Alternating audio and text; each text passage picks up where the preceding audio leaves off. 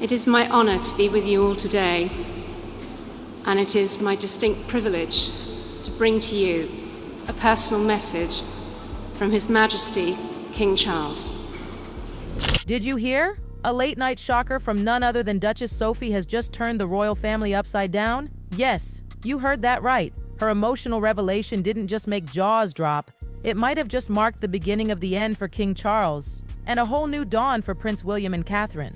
What did she say? What does it all mean? Buckle up because we're diving into the drama. That night? Oh, it changed everything. It was one of those chilling evenings at Buckingham Palace. Cold, quiet, and heavy.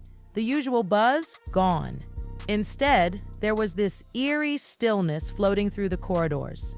Duchess Sophie, who's always been the composed, calm one, her face said it all. She was worried, like deeply worried. You could feel something was seriously wrong. Inside a private, dimly lit room where only the closest royals were gathered, the tension was unreal. No one dared speak. The soft flicker from those golden chandeliers barely warmed the cold silence. The energy, office really off. Then, Sophie stepped forward, and oh boy, when she opened her mouth, it was like time froze. She quietly dropped the bombshell. King Charles's health, it's not good.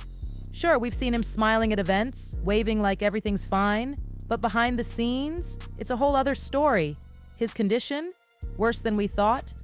What started as minor health signs has snowballed into something scary, serious enough that even the most stoic family members had tears in their eyes. But wait, it didn't stop there. Sophie also let slip something that left everyone stunned, a secret royal decree. Yes, secret. Already prepared, already signed by Charles himself. And guess what? While William remains next in line, this document hands over a shocking amount of power and responsibility to William and Catherine. Inside the palace, everyone knew. This was it. The king was thinking ahead, big time. It was his quiet plan to make sure the monarchy stays afloat when he can't continue.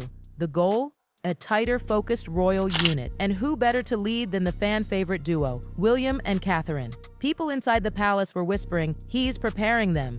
The future starts now. And just like that, the center of power quietly shifted. But why Sophie? Why her of all people? Let's spill that tea. You know what's wild? Sophie has always been the underrated gem of the royal family. Never loud, never flashy, just solid. While others chased cameras, Sophie was building real trust and relationships inside those palace walls. She's the one they all lean on when the storms hit. That evening, surrounded by grim faces and centuries-old paintings that felt like they were watching in silence, Sophie did what no one else could. She delivered. She didn't just read off a note. Her voice, her expression, even the tiny pauses between her words. It was like she was handing each person a piece of the truth wrapped in love and sorrow. And trust me, she meant every word. Her bond with the Queen, real, with Charles, deep. She's not just a background royal anymore. She's the rock. So when Charles needed someone to speak, who else could it be? Sophie had already been stepping up, attending events, standing in for the king, doing it all with dignity and zero drama. When she stood at the Bosnian anniversary and read Charles's message, she nearly broke. Her voice cracked, tears brimmed, and yet she carried on. That's strength. When she first married into the royals, it wasn't all sunshine. She learned the hard way, support over spotlight, and that earned her something rare, respect. Real respect. Now with Charles struggling and others stepping back, Sophie became the quiet leader. She didn't ask for attention, but attention found her, and it all led to that night, that message, that moment. And behind the scenes, the king, the struggle, the silence. Charles has been carrying the weight of the crown and the memory of his mother with grace. But the truth, it's been a battle, one we didn't fully see. In February 2024, the palace told us he went in for something routine. Just a quick procedure, they said. Nothing to stress over. Even during that time, he visited Catherine in the same clinic. Classic Charles, always putting others first. But then, doctors noticed something. Tests, then more tests. And the verdict? Cancer. The family knew before we did. William, Harry, Anne, Andrew, Edward, they all got the news first. The public got a calm announcement, carefully worded, but the pain behind it, oh, it was there. He stepped back from events, but he didn't disappear. He kept working, signing documents, taking meetings, staying involved. But the signs were there. Red, tired eyes, weary smiles. The king was pushing through, but the illness wasn't backing down. Even now, treatment continues into 2025. And it's not easy. Hospital visits, side effects, and the pressure of being king, it's a lot.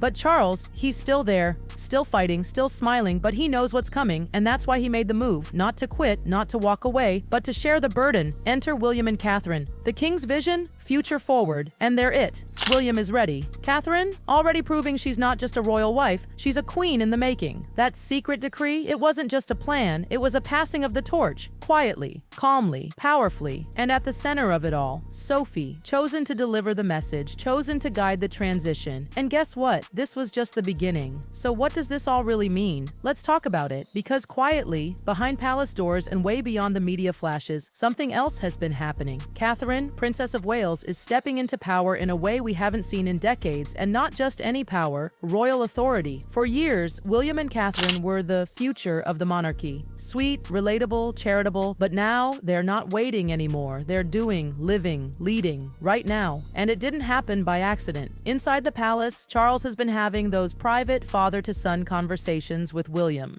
The kind that never reach the headlines. Quiet talks filled with pride, wisdom, and yes, preparation. He sees something in William, and he knows when the time comes, his son is ready. But let's be real, Catherine is the game changer. While William has been preparing for the crown, Catherine has been preparing for everything else. She's more than just a pretty face in a tailored coat dress. She's the heartbeat of the next royal chapter.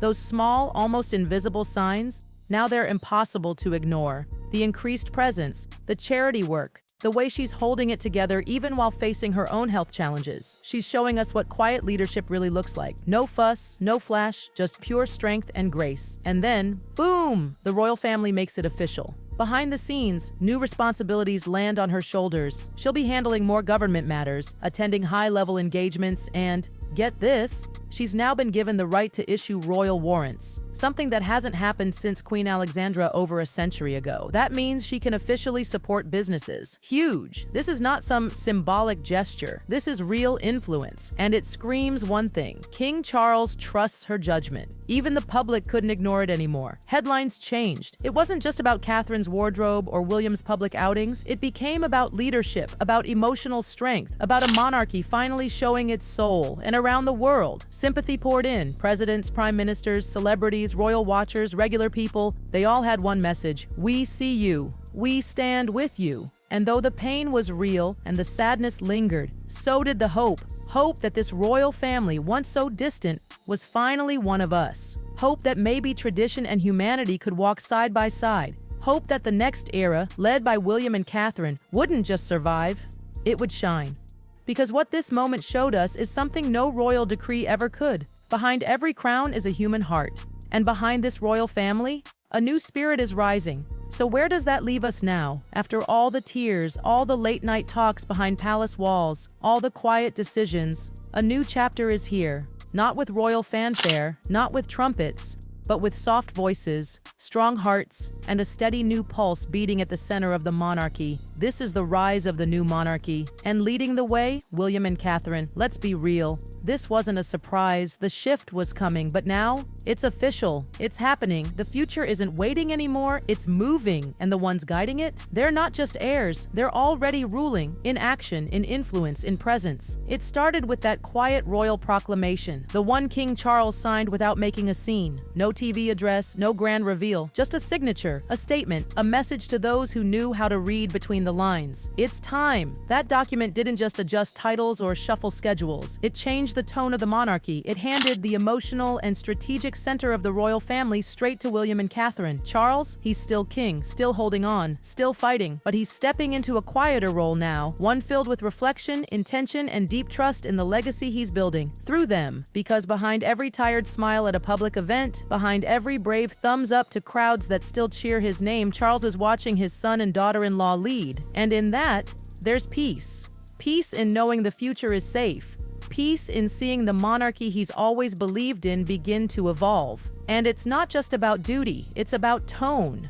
The William and Catherine monarchy isn't one built on spectacle. It's not about standing far above the public, it's about walking with them. Being seen, yes, but more importantly, being felt, being trusted, being human. That's the magic Catherine has brought. She's not loud, she's not seeking power, but her power is undeniable. Her calm voice now carries weight. Her name? It stands for grace, compassion, and strength. Whether she's comforting a nervous child, standing beside William at a state dinner, or quietly rewriting the rule book behind palace doors, Catherine is changing everything. And people inside the royal circle, they know, even the traditionalists, the ones who used to scoff at modernization, have begun to nod in approval. Because what Catherine's showing the world is this: kindness is strength. You can lead with warmth, you can influence through empathy, you can shape an institution as ancient as the monarchy, not by force, but with heart. She's the first Princess of Wales in more than 100 years to issue royal warrants. But more than that, she's reshaping what a royal woman is. Not ornamental, not silent, not perfect, but real, respected, relatable. And William, he's blossomed in her light. His confidence, his ease, his connection to people, it's stronger than ever. He's no longer just the son of Charles and the memory of Diana. He's his own man, a father, a leader, a future king who knows the value of listening more than speaking. Together, they're redefining royalty, not with scandals, not with showy declarations, but with moments, like walking hand in hand after a long public appearance, whispering reassurances to their kids in front of cameras, smiling softly during the hard days. It's those small things, so human, so raw, that are resonating deeply with the public. Even behind the palace gates, the energy has changed. The staff say it feels lighter now, more open, like everyone is breathing again after years of tension. And at the heart of it all, William and Catherine, the steady pair guiding everyone forward. And Duchess Sophie, her role in all of this can't be overstated. She didn't just deliver news, she held the family together with her words, her calm presence, her soft strength, her loyalty. She became the bridge between Charles's era and William's. She reminded the world and the royals that sometimes the strongest people are the ones who speak the quietest. And now, as the royal family steps into this new age, her influence is still there. Not flashy, not front page, but felt deeply. This isn't the monarchy of gold thrones and whispered secrets. This is the monarchy of real emotions, real challenges, real unity, slimmer in size, stronger in spirit, guided not by pageantry, but by people who understand what matters most. And as William and Catherine rise, carrying the hopes of a kingdom and the legacy of generations, one thing becomes crystal clear. The crown may be made of jewels, but the future, it's being shaped by love, grace, and unshakable strength. And maybe, just maybe, that's the most royal thing of all. Royal thing of all. Royal.